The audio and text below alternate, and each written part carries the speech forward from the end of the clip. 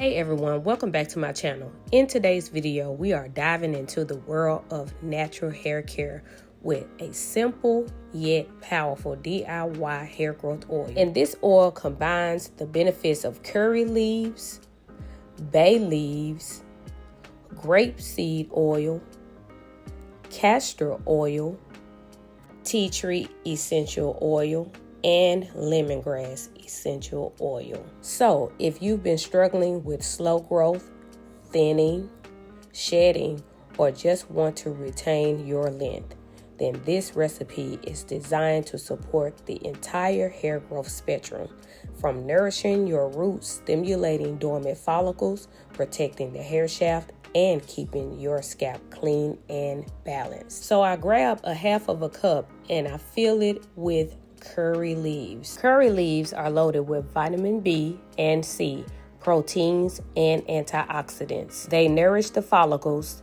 boost keratin formation, and extend the anagen or growth phase of the hair cycle. And remember, on just about every one of my DIY videos, from the hair growth oils to the hair growth teas, all the way to the hair growth shampoos, remember that I tell you that you can keep your hair in the anagen phase just a little while longer. And curry leaves are known to do just that. This means not only do they stimulate new hair growth, but they also help the hair you already have to grow longer and stronger. So now I am grabbing my bag of bay leaves.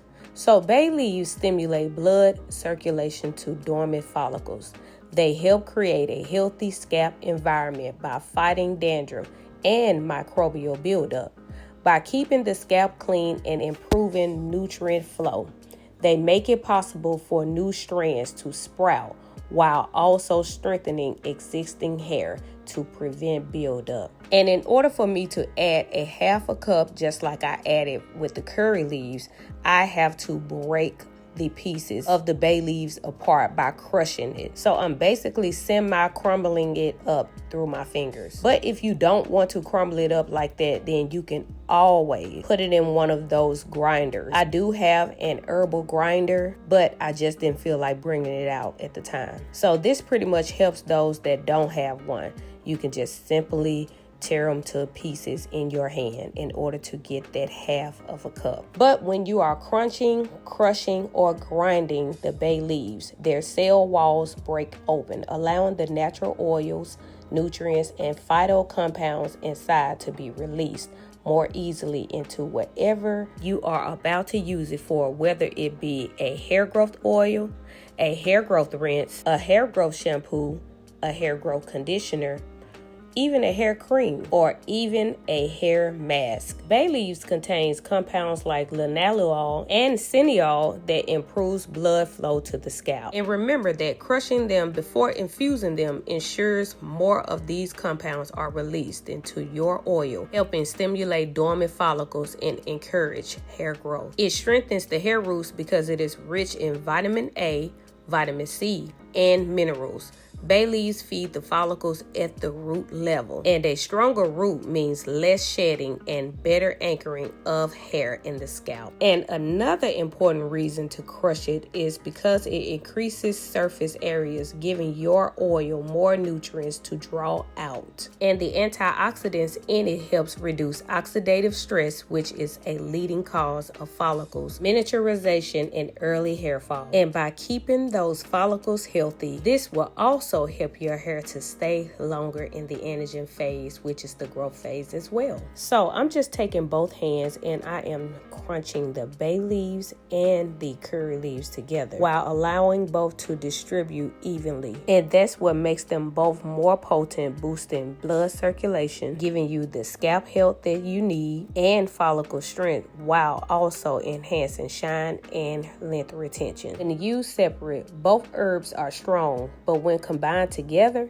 They cover different angles of the hair growth spectrum, making them much more powerful together. They both ensure that more oxygen and nutrients reach the follicles, which is essential for kickstarting dormant hair follicles in the growth phase. With the Curry's vitamin B and C and the Bay vitamin A and C, this powerful combination feeds the hair at its source, supporting thicker, denser growth. They both fight dandruff by leaving a clean, balanced scalp, in which is the foundation of healthy, long-lasting hair growth. So I place a pan on the stove, pour my mixture of leaves into that pan. I then add 2½ cups of the grape seed oil. This oil is lightweight but powerful. It penetrates easily, delivering vitamin E and fatty acids directly to the root. It's especially beneficial for people with fine or thinning hair because it doesn't weigh down the hair strand. Grapeseed oil also protects follicles from oxidative stress, which can otherwise lead to thinning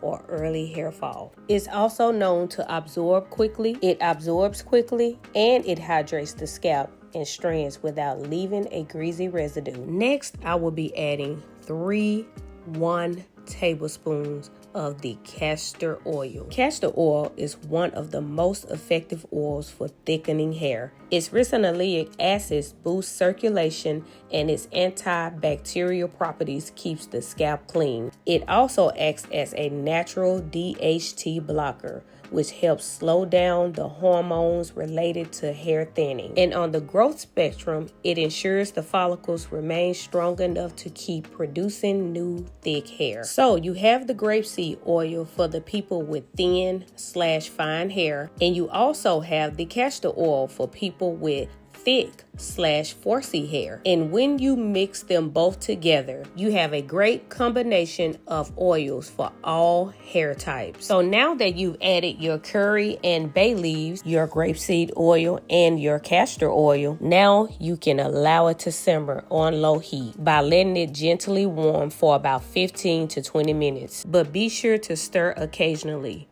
And you want a light sizzle, but don't let the herbs burn. And without the light sizzling, much of the nutrients stay locked inside the leaves. So the sizzling is a sign that the moisture in the leaves is evaporating, which helps draw their beneficial compounds out into the oil. And by doing this, it creates a stronger, more potent infusion for your hair. But I repeat, only a gentle, light sizzle ensures the oil is warm enough to extract the goodness, but not so hot that it destroys it. This method ensures the oil contains the maximum amount of circulation boosting, follicle nourishing, and scalp cleansing compounds from the herbs. Now, this is how the herbs is supposed to look after it has sizzled for about 15 to 20 minutes. So if yours have turned out golden just like this, then know that you have simmered it just right. And it ensures that you have captured the nutrients without burning them out. But keep in mind that you are gently sizzling and not frying. And after that, you remove the pan from the heat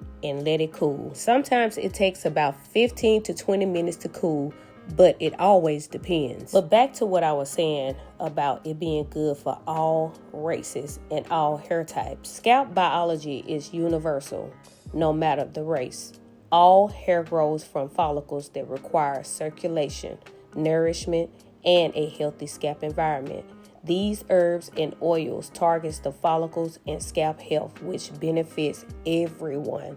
And I mean everyone. Its adaptable moisture balance is for both coily and kinky hair, in which the castor oil and curry leaves strengthen and thickens hair strands that are prone to breakage. But the adaptable moisture balance is also for straight, fine hair, in which the grapeseed oil is lightweight and won't weigh the hair down while still stimulating the hair follicles. For wavy/curly hair, it balances hydration and freeze control while keeping hair follicles active. So the formula addresses growth spectrum needs like stimulation, strength, scalp purification, and length retention, in which all universal hair needs. So that shows that it is for all races and all hair types. But that doesn't mean that all races can leave it on their hair and scalp. And while some can, Most can simply leave it in for about 30 minutes to an hour and then shampoo it out.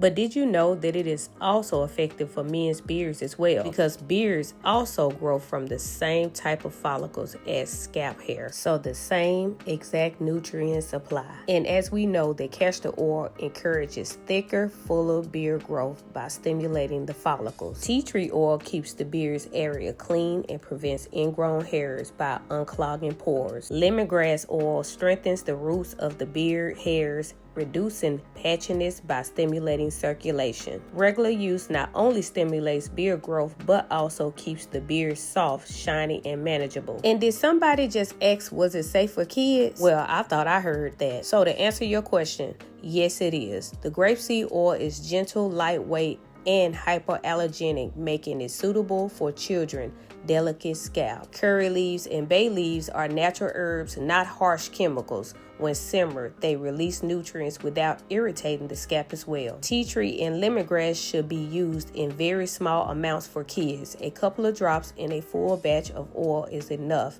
because children's skin is more sensitive. So the amount of essential oils that I'm about to add will be just right because it is not strong, nor is the strength overpowering. But using this oil on kids helps strengthen their roots early, reducing dryness and keeping their scalp healthy while promoting thick, long hair growth. And for the $1 million question that most people tend to ask me in my comment section, can this be used on locks? And the answer is yes, absolutely. And in fact, it works beautifully for them since locks require a balance of scalp nourishment, lightweight moisture, and build-up control. This curry leaf, bay leaf, grapeseed oil, castor oil blend with tea tree and lemongrass essential oil is an excellent choice. And as you know, that locks thrive when the scalp is healthy and follicles are active. Tea tree oil keeps the scalp clean by fighting dandruff, buildup, and itchiness. And we know that locks do not need no type of flaky scalp hiding nor embedding into those locks. Bay leaves and lemongrass improve circulation, bringing more oxygen and nutrients to the follicles for continuous growth. So it's pretty much just like regular natural hair. But let me skip down to the castor oil, in which it adds strength and thickness to new growth at the root. And we all know that a lot of these people that are walking around with locks are pretty much thinning at the roots, and it is causing a lot of breakage. But when you add these combinations of oils to the locks, because you are softening and strengthening up those locks in order to keep those from breaking as well. Because there are a lot of people that are walking around with uneven, broken off locks. So why go looking around for a lock extension tool or finding somebody and paying them to just combine your locks back together when you don't even have to do all of that? All you need to do is simply apply this oil to your scalp along with on your locks to keep them from breaking. But locks can also sometimes appear dry or dull, and that's what also causes the breakage. But this blend smooths the cuticles and adds a natural healthy sheen. Lemongrass oil especially helps control frizz around the locks, making them look neater. So this works as a universal oil for both